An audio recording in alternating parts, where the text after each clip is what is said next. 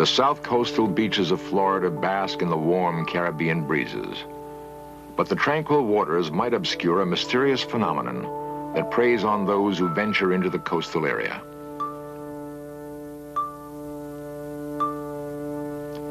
A United States Air Force bomber disappeared in 1968. More than 1,000 lives have been lost under circumstances that cause veteran sailors to become uneasy traversing these waters. For ships like the Proteus have disappeared without a trace. Whatever it is that haunts the waters between the Florida coast, the islands of Bermuda, and the Bahamas has claimed cargo craft like the White Sulphur Queen. In the open waters of the Atlantic Ocean, there abides a phenomenon difficult to explain, a danger zone that seems to swallow ships and planes. No one has found a satisfactory answer, but somewhere in this region, between the sea and the sky, lurks the solution to the mystery of the Bermuda Triangle.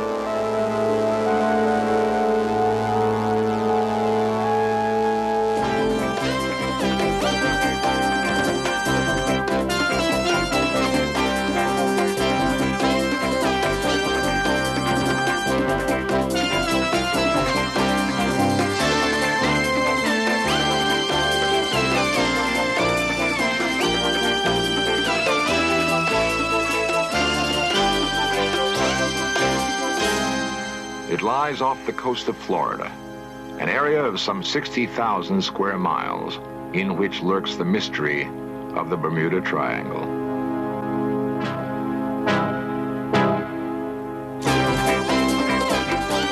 This series presents information based in part on theory and conjecture. The producer's purpose is to suggest some possible explanation, but not necessarily the only ones to the mysteries we will examine.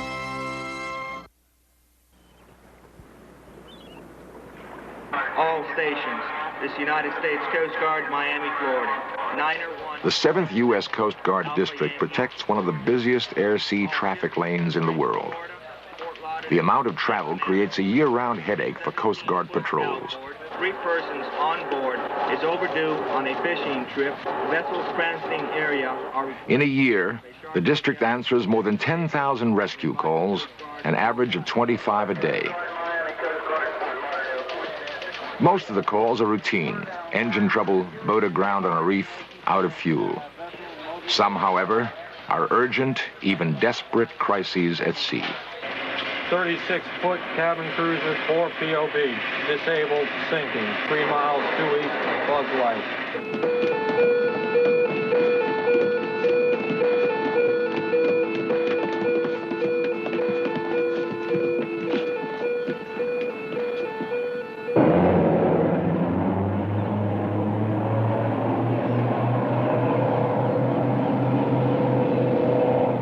Within seconds of a confirmed emergency, veteran Coast Guard rescue crews head for distressed boats.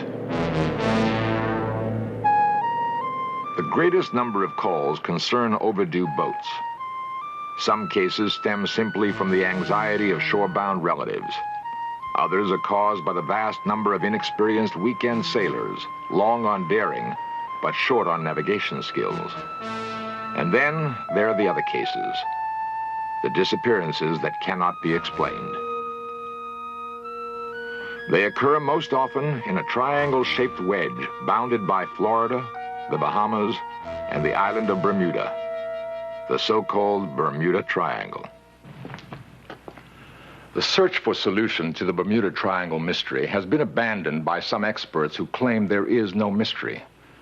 On a television program underwritten in part by a National Science Foundation, the statement was made that science does not have to investigate the Bermuda Triangle. Each disappearance, the program contended, can be readily explained. The only possibilities not taken into consideration by that statement are the personal stories of individuals who've been involved in strange occurrences. Somewhere in these stories, the clues may exist that will open the way to the final solution of the Bermuda Triangle mystery.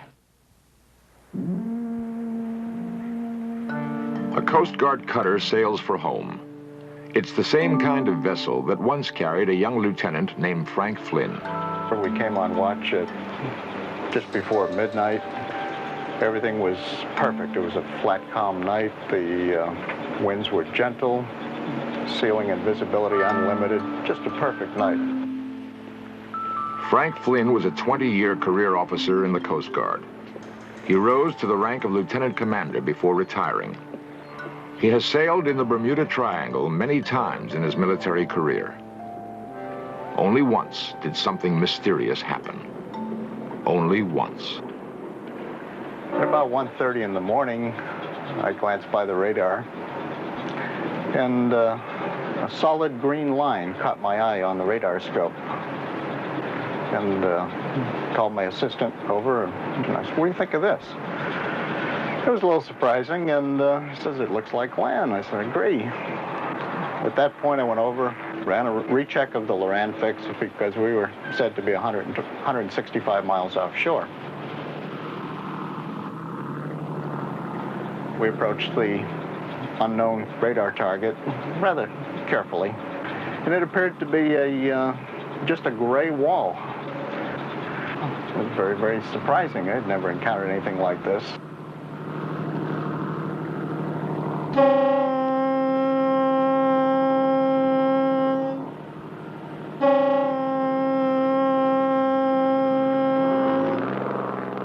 Overhead, you could still see the stars, and the seas were still calm. There was no action. Everything was perfect, other than this gray mass just sitting there. Well, I put almost 11 years of my 20-year career at sea. I never encountered anything like it. Nothing. We shined the light up as far as we could, almost vertically, and just didn't seem to be any end to this thing.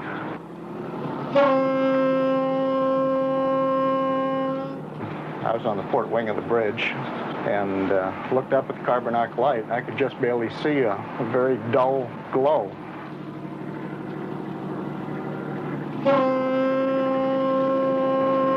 So we continued on and noticed irritation, a little bit of throat irritation, and a little difficulty in breathing.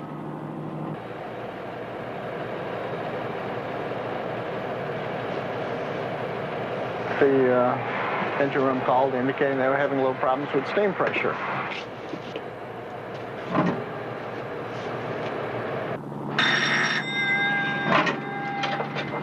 Bridge eye. This had happened before in clear weather. Possibly it happened at that same time. I don't think so. I think that the two things were related. At that point, the Captain Strouch made a determination that he was getting out of there. 200 shafts are in, sir. Very well. He ordered left full rudder. We were going to go back out. And at that point, we broke through. We were on the other side. We're really not sure what we encountered. I don't think anyone is. Talked to some of the nation's leading oceanographers. They offered no real explanation as to what we might have encountered. I don't think it had been encountered before or since. After a long and distinguished career, an experienced Coast Guard officer wonders about a mysterious night in the Bermuda Triangle. There are pilots who have flown countless times through the Bermuda Triangle and experienced no difficulty. Bob Spielman has flown extensively in the Bermuda Triangle. Nothing unusual has ever threatened him, but a plane he owned was involved in a mysterious event.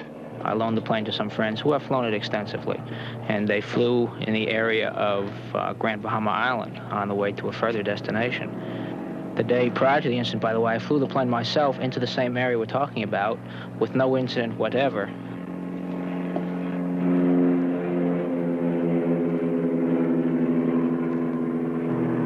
The weather was considered fantastic, the finest flying weather possible, ceiling and visibility unlimited, the kind of weather that any pilot dreams about.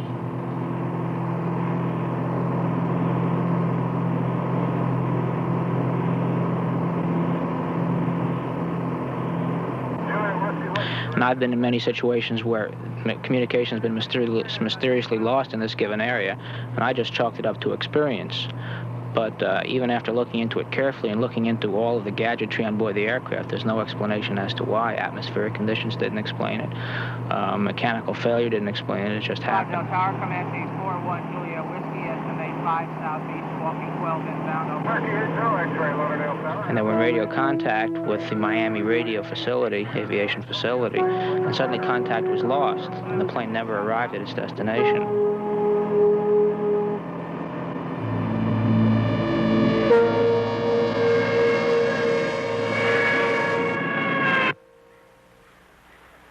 Somehow, the Triangle had claimed 5 victims on a clear day in good weather. And there was no way to explain the origin of the accident. The following day, I went with FAA investigators to the scene of the accident. And they went through the wreckage very carefully, took some parts from the aircraft back to the United States. And they found through their extensive investigation that one of the main wing structures that held the wing in place was subjected to such a terrific force that it wrenched the wing right off the airplane. And it's their statement that it's unbelievable that such a force could exist, specifically because the damage was done to only one part of the aircraft, where everything else was relatively intact. Communications lost, a plane strangely missing. Both stand as consequences of a force that somehow exists. When our search continues, we will seek explanations of the Bermuda Triangle mystery.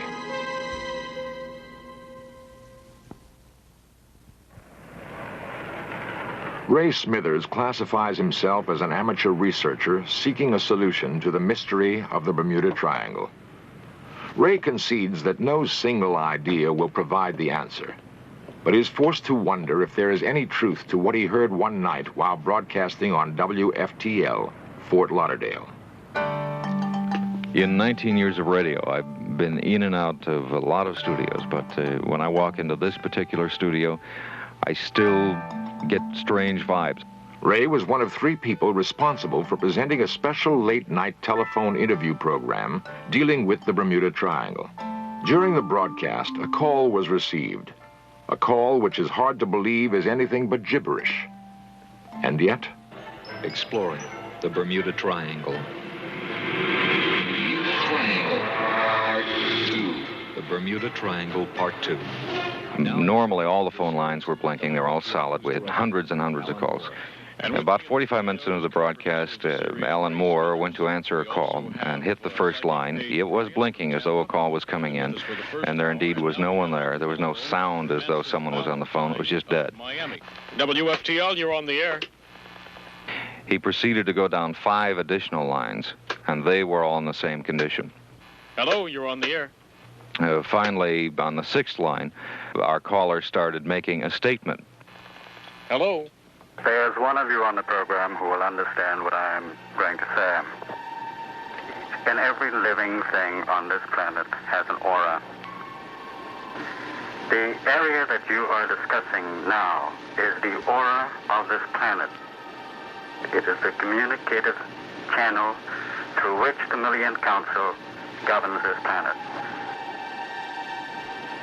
Anyone going into the area when the communicative channel is open do not disappear, but they are in the timeless void. They are all perfectly alive and well. It is the only area through which the council can communicate with this planet. Well, we lost someone here. Let's see. Let's see who we have.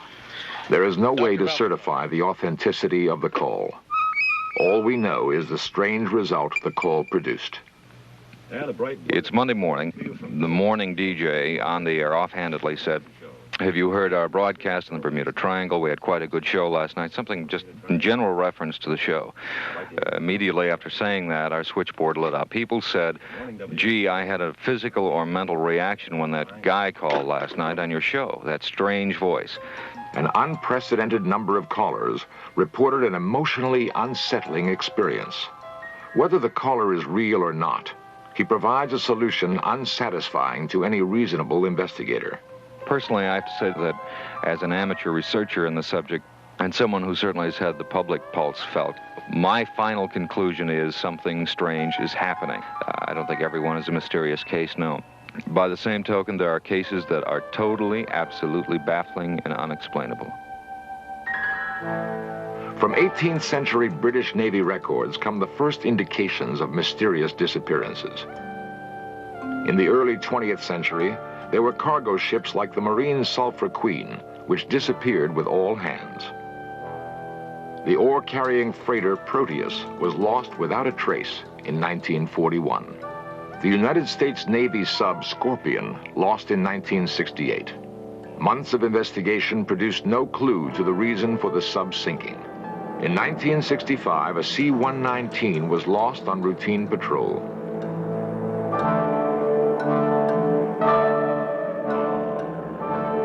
And perhaps the best-known disappearance of all, the story of Flight 19, a squadron of Navy planes lost in December of 1945. The squadron had a triangle out east and northeast of us to fly as navigation training. Carlton Hamilton has been deeply involved in commercial and private aviation for 25 years in the area of the Bermuda Triangle. I've had controller jobs at Miami International Tower, operations officer jobs at Miami International Tower, and then chief of Opelika ATC Tower. Hamilton was personally involved in the events leading to the disappearance of Flight 19. I was on duty as an airport traffic control tower operator during that particular flight. We at Miami Tower handled this flight on the initial phase just east of Miami.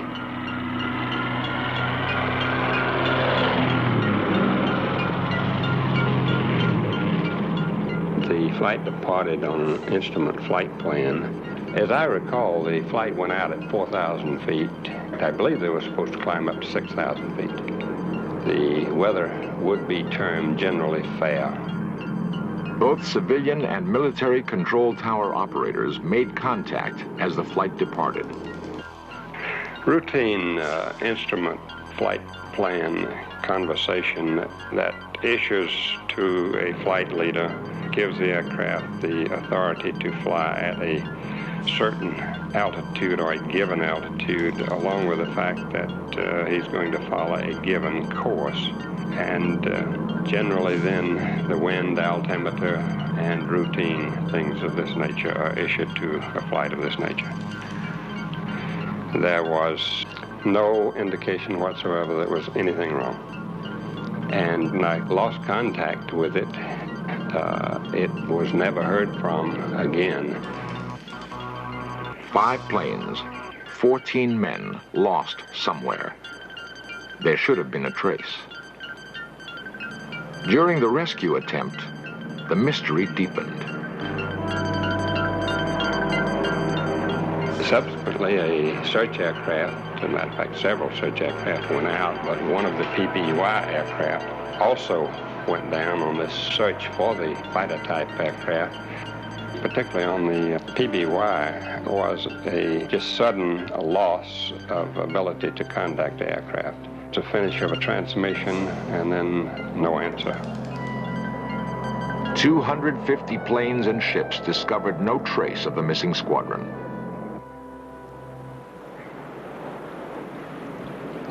For Carlton Hamilton, that fact deepens the enigma of the Bermuda Triangle. They did not ever find any trace of any one of the fighters, nor did they find any trace of the PBY search aircraft.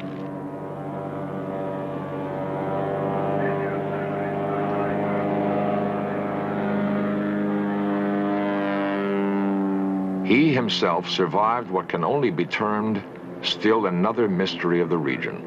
I have been on one occasion myself flying with a friend in a twin Beechcraft, and we were just offshore of Miami Beach.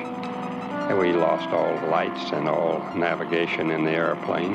In many Bermuda Triangle disappearances, the sequence of events begins with a loss of radar and navigation capability. Now, just before we landed, all the lights and the navigation equipment come back on in the airplane. And we've never had any explanation for this, never found any explanation for it. But this actually happened. Each of the disappearances that has been cataloged in this program has in common an unexplainable element. Does Carlton Hamilton, a veteran of Bermuda Triangle aviation, believe that there is a mystery involved? Yes, I do. I believe that there is something very definitely within that Devil's Triangle. At low altitudes, I don't think that it extends too high above the surface, but possibly 6 to 8, maybe 10,000 feet. And possibly is being created by something under the surface or at the floor of the ocean, has been my theory of it. Somewhere beneath the Atlantic may lie the solution to the Bermuda Triangle mystery.